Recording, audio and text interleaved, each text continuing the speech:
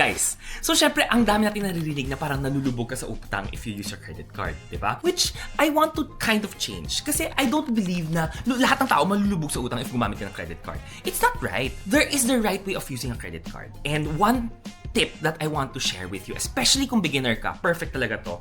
I want you to look at your credit card as if it is a debit card. Yung debit card, yung parang mga ATM cards mo, treat it as a debit card because if you do it that way, hindi ka mag-overspend, you would tend to not drown in debt because hindi mo nga siya tinitreat as free money. Again, credit card is not free money. This is a piece of plastic, but it is the trust that the bank has on you or to you. If sinira mo yon, mahihirapan ka pagtanda mo, paglaki mo, or in the future to get good credit or to get loans. Pero if you treat it like your debit card, ang kagandahan dyan, you have the practice na ito ang tamang paraan of using your credit card. So, quick refresher lang. Ang debit card, guys, katulad ng mga cards na to or yung mga nasa traditional bank mo or tinatawag natin siyang ATM cards mo. Ang mga debit card, automatic kakaltas yan sa bank account mo kasi nakalink siya sa bank account mo. So, if ever may 10,000 pesos sa laman or loob ng bank account mo, 10,000 pesos lang pwede mo gamitin sa debit card mo. On the flip side, ang credit card naman, may credit limit siya. Hindi siya nakalink doon sa bank account mo, most often than not, di ba? Hindi yan. Meron siyang separate credit limit na binibigay sa'yo ng bangko. Para siyang utang muna, then you pay later. And wala siyang interest if you pay on time and full.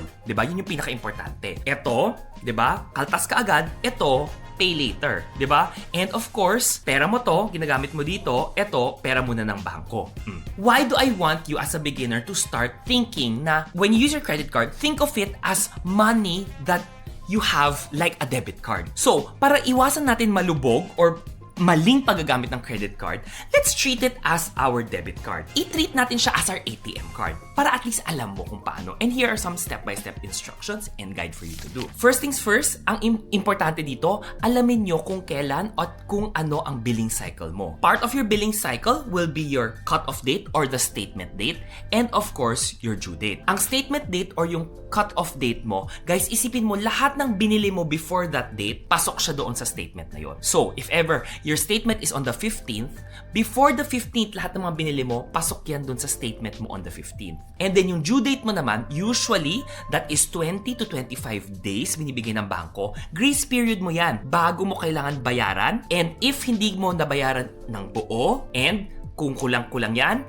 or kung hindi ka nakabayad, may penalty yan. Pero if buo mo siyang nabayad, then walang interest na charge yan. So you have to use it wisely. Again statement date or yung cut-off date mo, anything you buy or purchase before that date, pasok yan sa statement mo. And then your due date, usually 20 to 25 days yan after your cut-off or your statement date. Basta bayaran mo ng buo, walang interest yan. Kaya lagi ko sinasabi, if magbabayad ka, pay in full. And make sure on or before the due date. Kasi kung hindi mo rin siya nabayaran on the due date, may penalty pa yan.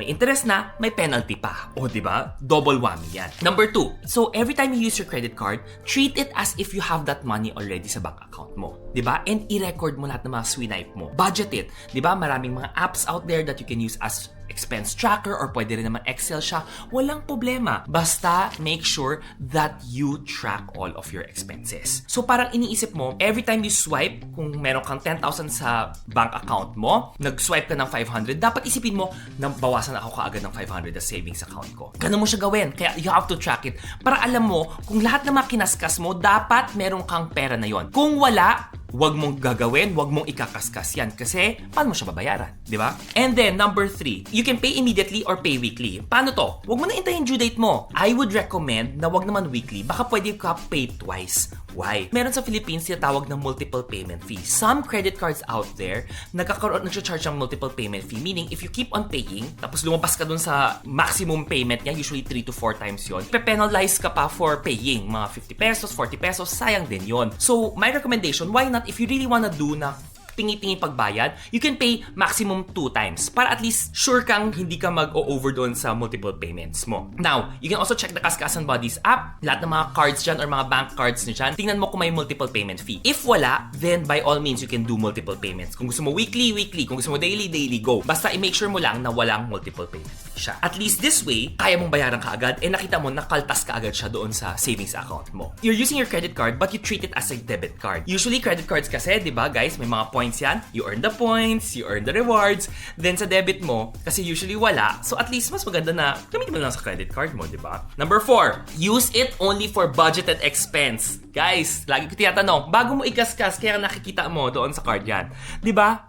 Budgeted ba yan? Budgeted ba yan? Diba? Kung hindi siya budgeted, huwag mong ikakaskas, huwag mo nang iswipe kasi alam mong wala kang pera to buy it. Iwasan mo yung impulse buying. I know mahirap siya. I know we fall on those pitfall. But, again, catch yourself. Try to catch yourself because usually, nababaon sa utang yung mga tao because of the fact na kaskas na sila ng kaskas, feeling nila unlimited yung pera nila. Diba? You don't increase your income and gastos ka ng gastos. Hindi mo mababayaran yan. Sure po yan. And then number 5, maximize our rewards, cashback, and points, di ba? For example, usually may mga promos yan tulad ng mga spend X amount of money and then you get this amount of cashback. For example, spend 10,000 pesos, then magkaka-cashback ka ng 500 pesos. Di ba medyo maganda rin yan? But one thing that I want to catch lang is if you're going to just spend to earn the cashback or the rewards, that's wrong. Ang pwede mong gawin, and usually my tactic there is, kung may mga expense ako, na pwede ko i-card, na kailangan ko rin naman talaga siya bayaran ko tulad maybe ng Meralco ko or maybe may kailangan kong bilhin na big purchase for the house, then isa-swipe ko siya sa card na yan to get that cashback. But, ang mali, and you have to catch yourself here is, kung may promo siya na get cashback of 500 pesos, spend 10,000 pesos, wala ka naman kailangan igastos na 10,000 pesos, then why spend it? Diba? Sayang. Nawalan ka ng mas malaki rather than the cashback na bumalik sa'yo. Spending 10,000 pesos mindlessly to get 500 pesos is not worth it. Kasi parang nawalan ka ng 10,000 tapos bumalik sa'yo 500 pesos. Eh di parang, ba't mo ba ginawa? So please catch yourself with that. Don't just spend to get the rewards. Diba? Don't spend because you want to earn the air miles. Usually, when you use your credit card, if you want to get the rewards, the air miles, it's expenses that you want, that you need to spend, that is budgeted as well. Then, pinasa mo lang siya sa card. For example, a good here is yung grocery. Kung cash ka magbabayad, di why not gamitin mo ng credit card mo pang bayad? Meralco mo, dito mo lang gamitin, di ba? It's the same rin naman. Or, for example, may big purchase ka for the house, rather than cash mo gagamitin mo, pwede naman credit card, walang added fees, then why not spend it here? O di ba? Para ganun mo siya i-treat. Then make sure it's all budgeted na hindi mo, di ba, kakaskasin out of because you just want to, di ba? Yun yung please ingatan natin siya. And of course, on the flip side, di ba, with all of those different tips, here are some pitfalls naman na kailangan mo ring ingatan, di ba? Some things that we have to avoid. Because syempre, these are the traps kung tipong, hala, iwasan natin to. Ito yung catch yourself. And isa-share ko lahat ng mga to. Because, again, kadalasan, baka naman hindi natin mamalayan na nag-fall tayo in these pitfalls. Number 1, do not ever do this. Minimum payment mentality. Kasi nakikita natin sa credit card statement natin, 1,000 pesos lang yung minimum payment na kailangan natin gawin. Babayaran na lang natin ang minimum payment. Wrong yan. Because lahat ng remaining in the balance mo, guys, may interest yan. Credit card interest is at 3%. Every year, if you're going to multiply 3 by 12 months, that's 36% of interest. Ang taas po niyan. Kaya please, iwasan ang minimum amount due. Huwag yung titignan yan sa credit card statement mo. Titingnan mo lagi total amount due. Lahat. Bayaran mo in full para walang interest, walang penalty sa bangko.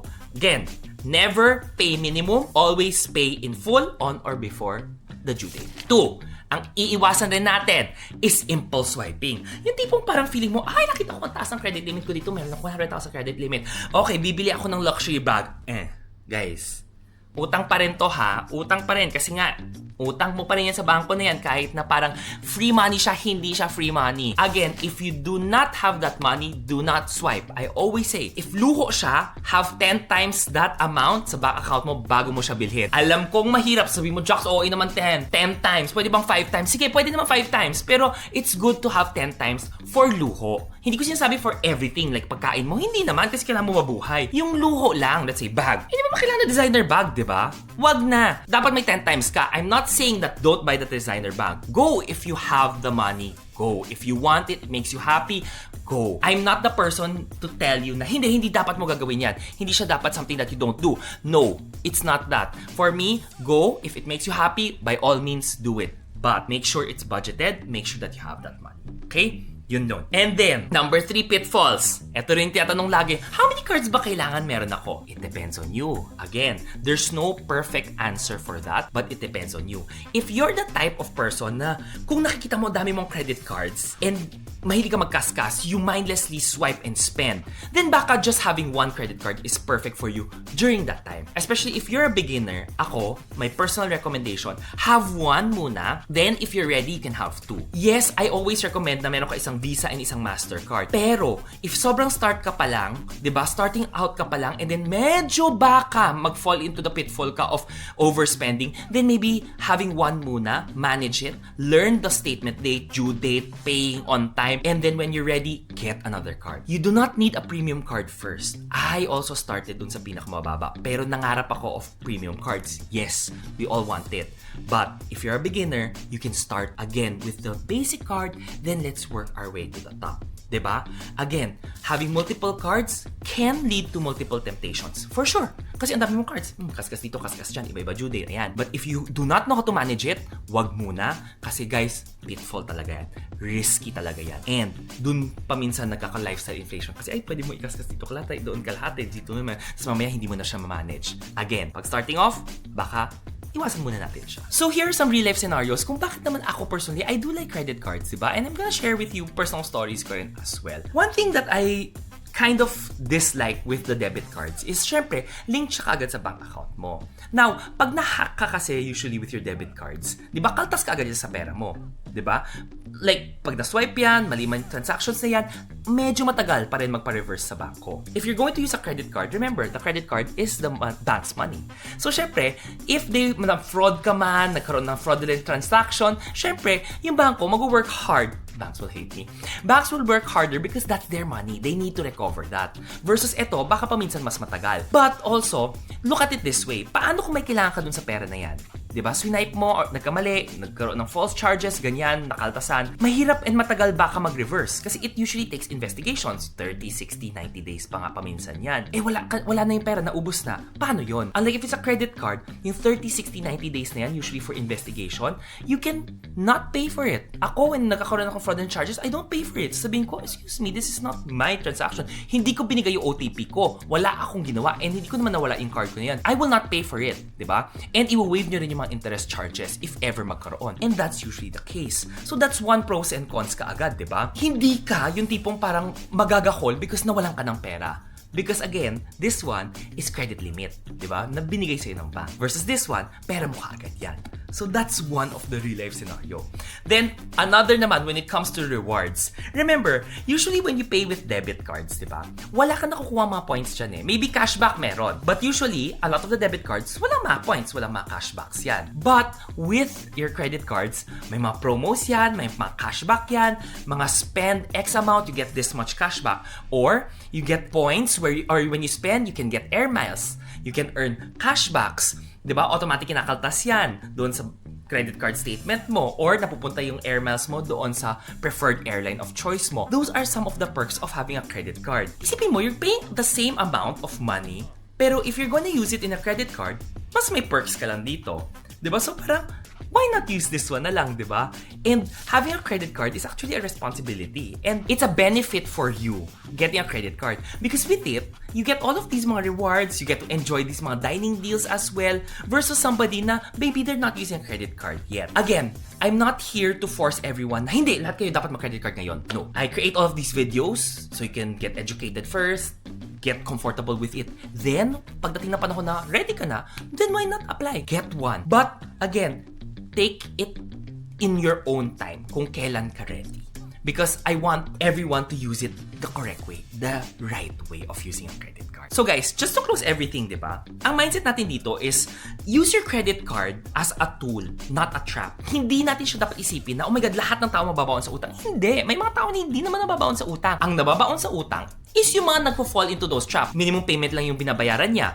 Tapos, tipong ang dami niya kinakaskas, hindi man budgeted. Wala naman pala siya pera, kaskas ng kaskas. O, di babaon ka talaga. Now, when you use your credit card, change the mindset na every time you swipe, treat it as cash that you have in your bank account. Kung wala ka niyan, then don't. Or treat it as cash na nababawasan every time you swipe. So, kung nasa bank account mo yung pera na yan, every time you swipe that money, dapat isisip mo na wawala na kagad yung pera mo na yan. 'Diba? And be intentional. Every time you buy, again, ask yourself, budgeted ba yan? Budgeted ba yan? Iwasan ang pag-i-impulse buying. And of course, ask yourself, kaya ko ba tong bayaran bukas? Or kaya ko ba tong bayaran mamaya? 'Di ba? It's the same question with, is it budgeted? Kung kaya mo siyang bayaran, yes! If hindi mo siya kayang bayaran, skip or do not buy. Ganun lang siya kasimple. And that's how you use your credit card as like your debit card na parang as a beginner, hindi ka mag-fall into the pitfall of and into the trap na mababaon ka sa utang. Because again, your credit card is a tool, di ba? It's not really something for us na kinakatakutan. But again, use it to your advantage. Every single time. Huwag niyong titingnan and huwag niyong siyang iisipin na free money. Huwag niyo rin siyang iisipin na masama siya. Hindi siya masama. Masama if mali mo siyang ginamit. Pero if tama mo siyang gamitin, it will open the world of rewards and benefits sa buhay.